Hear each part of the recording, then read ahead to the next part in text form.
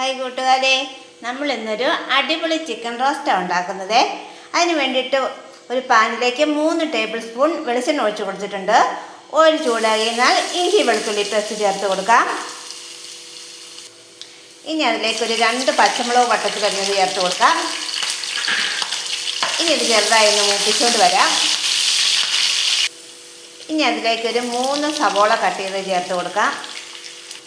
ഇനി ഇതിലേക്ക് ആവശ്യത്തിനുള്ള ഉപ്പും കൂടെ ചേർത്ത് ഇതൊന്ന് വഴറ്റിയെടുക്കണം.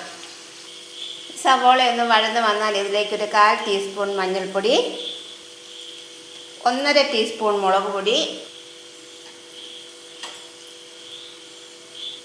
3/4 ടീസ്പൂൺ മാത്രം മല്ലിപ്പൊടി, ഇത്രയും ചേർത്തൊന്ന് പച്ചമണം മാറുന്നത് വരെ വഴറ്റിയെടുക്കണം. പൊടികളുടെ പച്ചമണം മാറിയാൽ നമുക്കിനി ഇതിലേക്ക് കട്ട് ചെയ്ത് വെച്ചിരിക്കുന്ന ചിക്കൻ ചേർത്ത് കൊടുക്കാം. ഇത് 3/4 കിലോ ചിക്കനാണേ.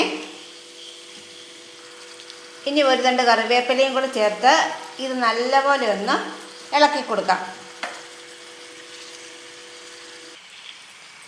നന്നായി മിക്സ് ചെയ്തൊന്ന് എടുക്കണം. ഇനി ഇതിലേക്കൊരു 1/2 ഗ്ലാസ് വെള്ളം ചേർത്ത് ഇതൊന്ന് മൂടി വെച്ച് വേവിക്കണം. ഇടയ്ക്കിടയ്ക്കൊന്ന് ഇളക്കിയിട്ട് കൊടുക്കണം.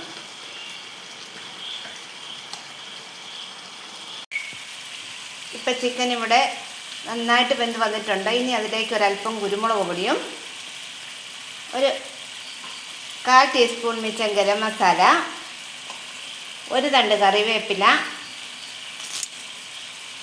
ഇനി ലാസ്റ്റായിട്ട് ഒരല്പം ടൊമാറ്റോ കെച്ചപ്പ്.